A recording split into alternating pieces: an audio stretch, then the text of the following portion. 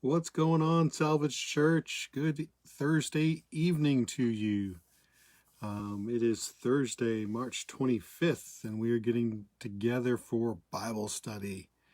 So, looking forward to having people join us here soon and see what's going on and see who's on. And, get into God's Word tonight and just kind of see how everybody's doing. So, looks like we've got some people starting to join now, and I don't know, I haven't even gotten my little thing that says, Salvage Church is live. So, but we've got people joining now. So, hello. Hello, Pam. Good evening again. I am coming to you from Facebook jail, from the Faith Block, Cell 7 Facebook jail. So I am still in Facebook jail for, I don't know, until the 7th, I think. Hello, Pam. Hello, sis. How are you? So, yep, I'm still in Facebook jail. That's why I'm using Becky's phone to live stream, because I still can't do it on my phone for my account because I posted a funny meme last year, in March of last year, and Facebook just got around to saying that it wasn't funny, and that it was wrong because I posted a joke from that had a picture of a serial killer on it. So here I am, Facebook jail. Hello, Carol. Good evening. Looks like Christine Guimon is on. Hello, Christine. Hope you guys are all doing well. Hope everybody's doing well. Hope everybody's hanging in there. Looks like we got Daniel Miller on. Daniel understands what it's like to be in Facebook jail. He gets in Facebook jail too, for posting, his own opinions on things and thoughts and Christian stuff. Can't do that. Get in trouble for that. Then you get fact checked. Like, fact, God is awesome. See if they got fact checked. So you got the Millers. Hello, Rocky, my favorite mother-in-law. So hope everybody is doing good. Hope you're all hanging in there. And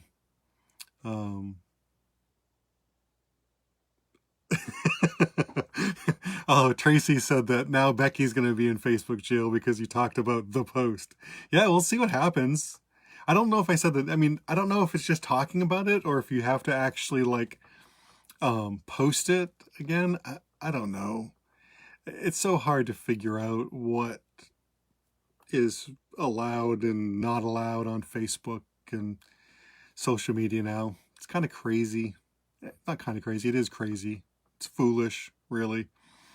And it's like, come on. Like, there should be a statute of limitations on it. Like, okay, you didn't like my meme that I had posted. You could tell me, hey, don't do that again. But to go back a year and then finally bring it up a year later and be like, oh yeah, you're going to be in trouble now and it's over a month that I got Facebook jailed for. So, but it's kind of funny because I can post memes or anything from my account. I can comment on things, but I can't live stream from the church page from my phone. I can't live stream from my account either. But so basically I'm not allowed to live stream because I posted a meme a year ago. Wouldn't it make more sense to say, hey, you can't post any memes for whatever my Facebook jail penalty is? Instead of saying, I didn't get in trouble for live streaming, I got in trouble for memes. So it should be no memes for a month or whatever it was. But anywho, I don't care. I'm just a rebel like that, doing all kinds of crazy stuff. posting memes that Facebook doesn't like, and there are other things.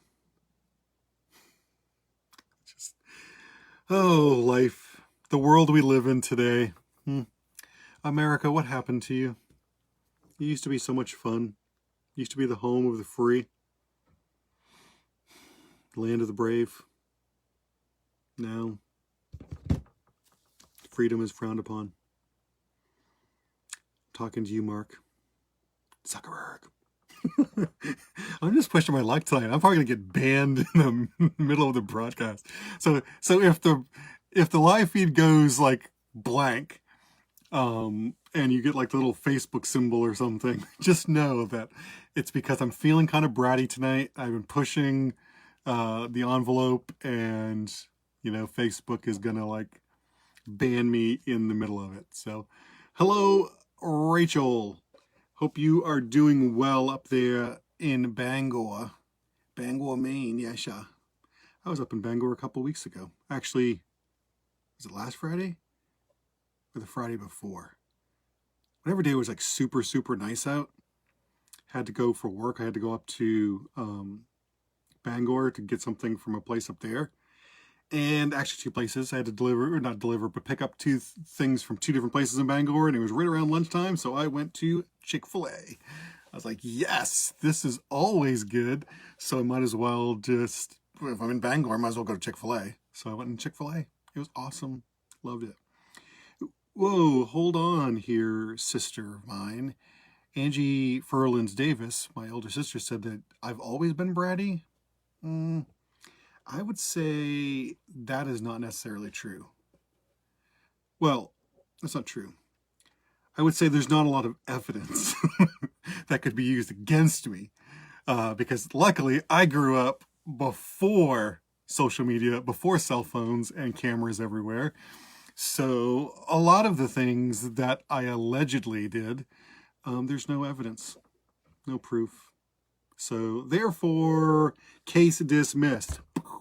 Knock it out. But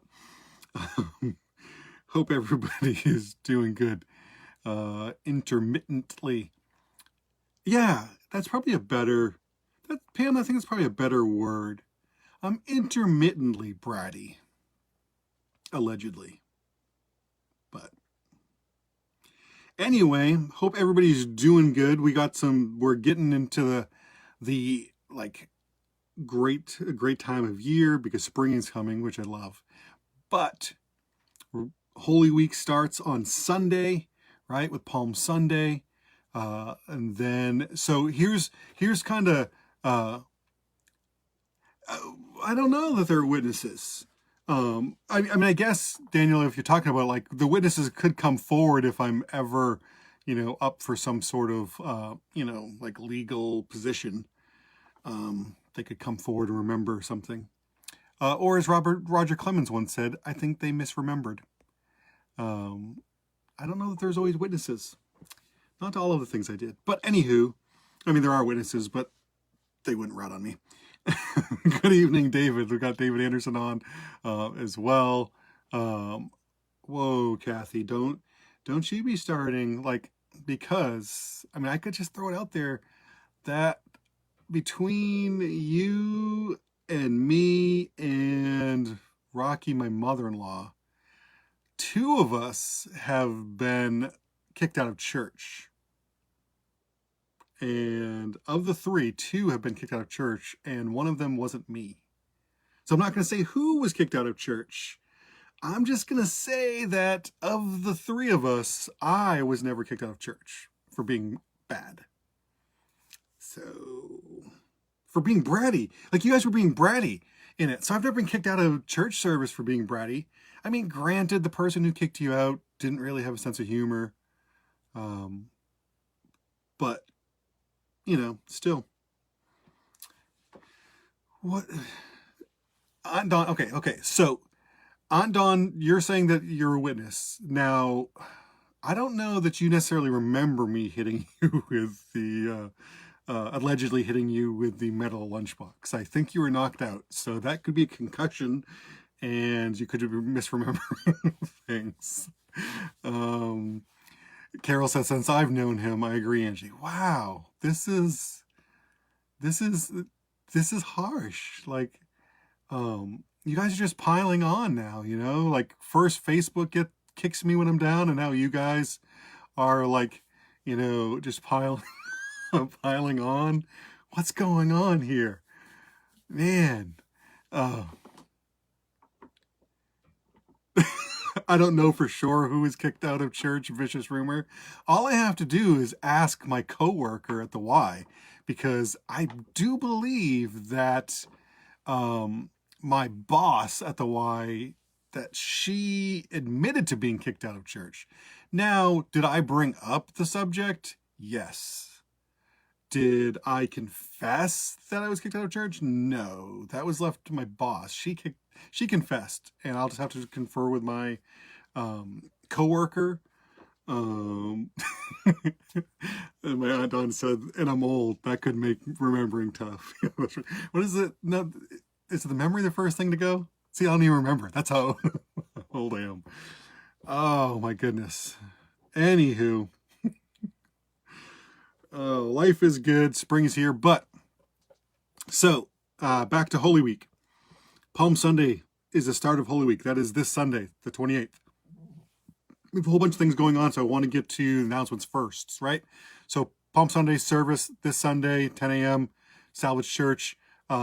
We have increased capacity now because today or tomorrow is the start of the...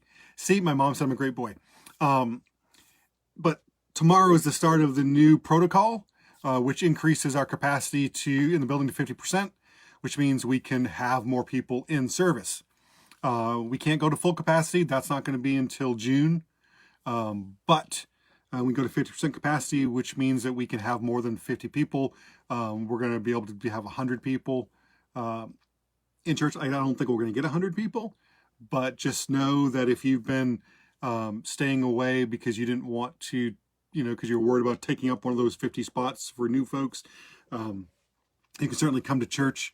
We're still asking you to wear masks and things like that, but we'll be able to have more folks in church with the new guidelines that the governor's put out. So I'm excited about that. So that's this Sunday. Right after church, we're going to have a cleaning day, like kind of a spring cleaning, to get the church ready for Easter, which is the following Sunday. So this Sunday, the 28th, is Easter. Is Palm Sunday. The following Sunday, April 4th, is Easter Sunday. So we're looking forward to getting the church ready to go, because really we haven't occupied it and really had things in it for about over a year. So I mean, yes, it's been cleaned and things like that, but not prepared or organized, and some things have been kind of put in the corners and stuff like that. So really needs to be a good deep clean in it. So we're going to do that after service on Sunday. Next Thursday night is we are going to have Bible study. It is Holy Thursday, and it's on Thursday of Holy Week was when they had the Last Supper. So we are going to, and that's where communion comes from. So next Thursday night, we are going to be studying the Last Supper and what happened, the events that took place that night. But we're also going to be taking communion together. So next Thursday, please have your communion stuff ready to go, right? You know, traditionally, right, you'd want juice of some sort and unleavened bread, which can be like a cracker, or you know, they have some unleavened bread things out there. Ezekiel bread is one of them. I can't think of the name of the Jewish bread. It's like a big cracker. So you have that. But again, if you can't get those things, if you don't have those things, please just take communion with us, because we really want to focus on the importance of what communion is, not just the elements that you have to have for it. So hopefully nobody will get upset about that we're using non-sanctioned things. Don't want anybody led astray by that, but we're trying to take communion. It's about a heart issue. All right, so we're going to do that. So that's next Thursday. Then a week from Sunday, obviously Easter Sunday, invite people out. My mom said, when are you taking time to celebrate your birthday this Sunday? It's a good question. I don't know. I think maybe doing something on Saturday. I don't really know. I don't know. So yeah, so my birthday's on Sunday. And I don't want to say my age because I don't want to make my mom, who's an amazing woman, like I don't, her being 35, again, like I don't really want to like cast any shadows on her 35-year-old claim. Or I don't want to make my older sister, I don't want Angie to feel old either because she is older than me. But I am over 40. So yes, my birthday is on Sunday. And I remember one year on my birthday, I was in Venezuela, coming back from a missions trip, and the missions team sang, "This is the day that the mic was made, and we will be glad and rejoice." Like the song, this is the day that the Lord has made. But they were singing it, "This is the day that the mic was made," which isn't technically biologically accurate because it wasn't the day I was made. It was the day I was born. But anyway, like, that's neither here nor there. So, yeah. So yes, you are correct, sis. I will be 43 on Sunday. 43. Sis said it, Mom, not me. Your oldest daughter said it, not me. I didn't bring it up, but she brought it up. I just wanted to confirm, and I didn't want to lie. So she asked me. So yes, I will be 43 on Sunday. So yeah. Well, let's go ahead and get into the Bible study. Let's study the Bible. So if you have your Bible with you, and hopefully you do, we are going to be in Hebrews chapter 12 tonight is where we will find ourselves for our study tonight. Hebrews chapter 12. Hebrews is in the New Testament, and Hebrews is a book in the Bible that, obviously it's a book in the Bible, but there's more to it.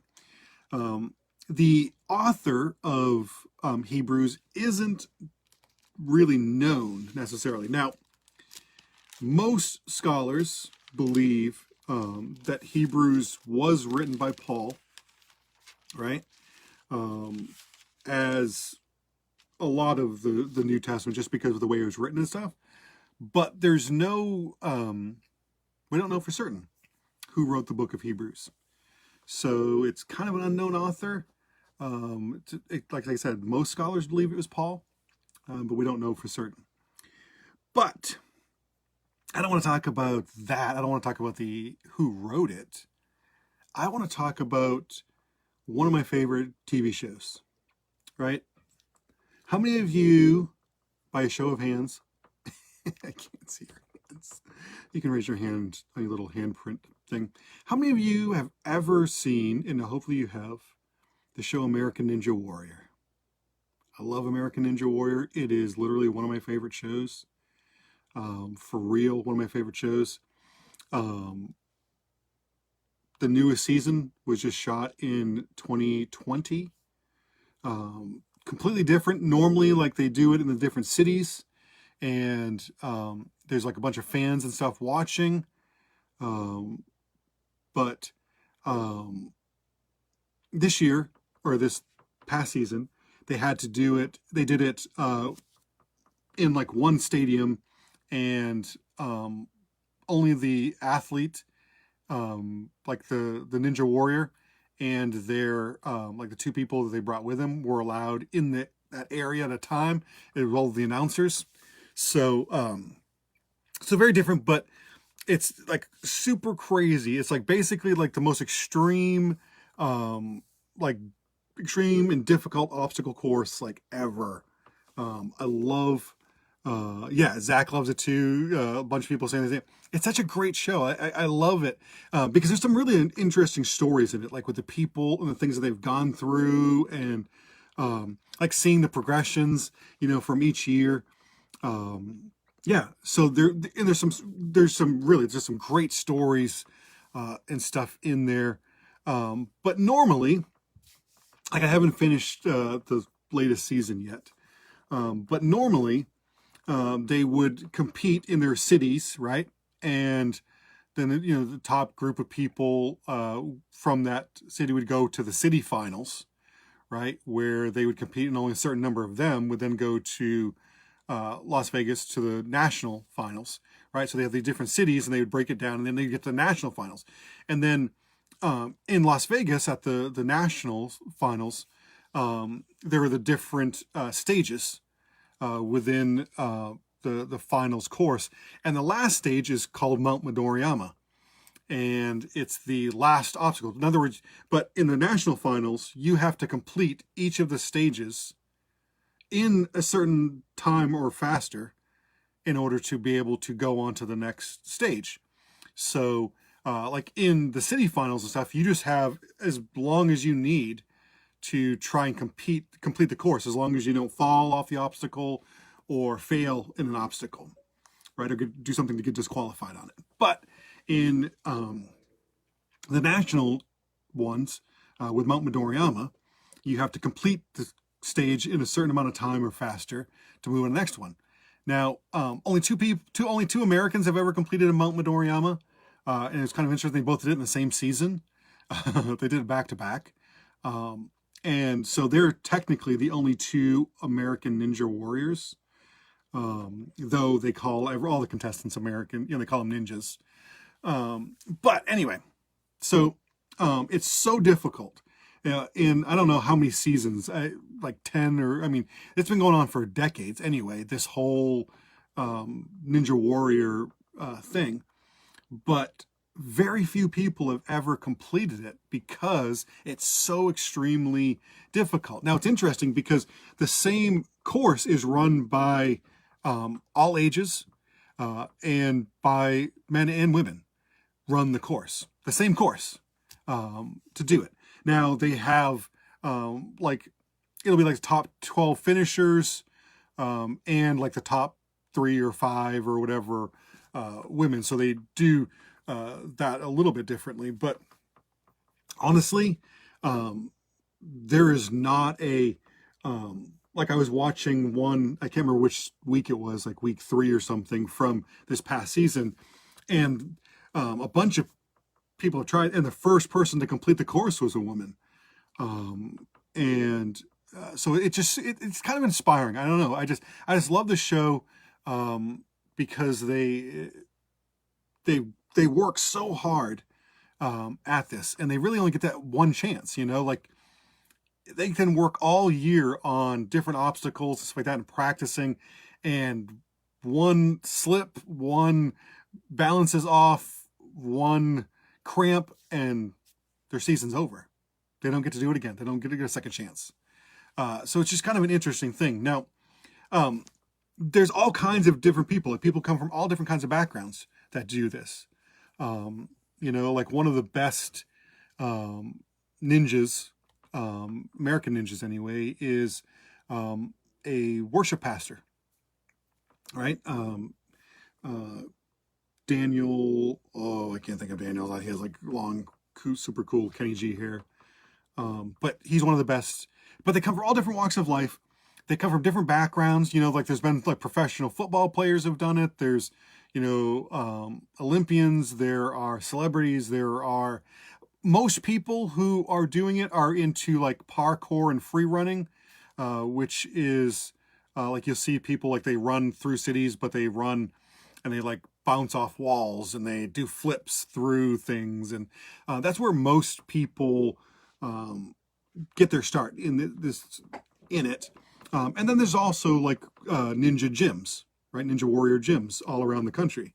where you train on different obstacles and stuff like that. But they found that the people who tend to do the best at it are gymnasts, and the only two people who are men who have ever completed Mount Midoriyama, and Americans who have completed it, were both rock climbers. Rock climbers seem to do really good on American Ninja Warrior. And the reason they say that they do really good is because they have rock climbers, even gymnasts, but rock climbers have incredible what's called grip strength, right? So grip strength is your ability, your strength within like your grip, right? So it's not just like you think your biceps or your forearms, right? Or your chest or your back, the big strong muscles that you normally think of, right? Most rock climbers aren't going to go out there and they're not going to bench 400 pounds, but they could go out there and hang off of a little tiny, like half-inch ledge, on a cliff and like climb their way up it. So they have intense, like if you shake hands with people who have a tremendous grip strength, they like feel like vice grips right on your hand. Like they can just crush your hands. And it's kind of amazing that, and as I said, the reason that they're so good at it and so successful is because of, again, this grip strength that they develop as they climb up these rocks, right? They develop this grip in their hands and their other extremities that is second to no one in their in Ninja Warrior or anything like that. Like it's just amazing what they can do. And so what you'll see is a lot of times the rock climbers and stuff, because when you're on the course, there's always these grip strength things, right? Where you're dangling or you're like, on trapeze things, trying to jump to things, or you're climbing on something and you're using just your hands. What happens is you'll see people they kind of get stuck on there. They're on there too long. And the announcers are always like, uh-oh, they've been on there a long time. That grip strength's gotta be, coming into factor. And you'll see people like they'll have arm strengths, whatever, but their grip strength just gives out, right? Their hands literally just like let go of what it is they're trying to hold on to, because your strength will only last for so long. But one of the interesting things that you'll see rock climbers do is they'll get up onto these obstacles and they'll use a leg if they can, or one hand, and they'll dangle the other hand and shake it out, right? Right, to get some, to like give that hand a break, and so get that grip strength back, right? Kind of refresh their grip strength. So then they'll grab back on, and then they'll dangle another hand, to get that, to kind of shake that out, right? And then they'll grab back onto the obstacle. And they're amazing at that, because they'll do that. You'll see that, especially in the final stages, when they get into the nationals, stuff like that, they'll shake those hands out to keep that grip strength going. So it's interesting because the Bible talks about grip strength. It talks about our spiritual grip strength. So if you have your Bibles open to Hebrews chapter 12, that's where we're going to be tonight. In Hebrews chapter 12, we're going to start in verse 12. We're going to read through verse 15, and we're going to talk tonight about our spiritual grip strength. And kind of like what they'll do is you'll see like the rock climbers, they not only take their hands off to shake them out to renew that grip strength, but they'll re-grip, right? Because, sometimes like they don't have a good grip on something. So they'll shake that hand out and then they'll re-grip to get a better hold on whatever obstacle these ninja warriors are trying to go through. You should watch the show. If you haven't, you should watch it. It's on like Amazon Prime and Hulu, and I don't know, maybe it's on Netflix too, I don't know, but all kinds. It's on Peacock. So there's all kinds of places you can watch it. Go on YouTube, American Ninja Warrior. There's some amazing, right? There's some real cool role models on there. Anyway, so in Hebrews chapter 12, I'm going to start in verse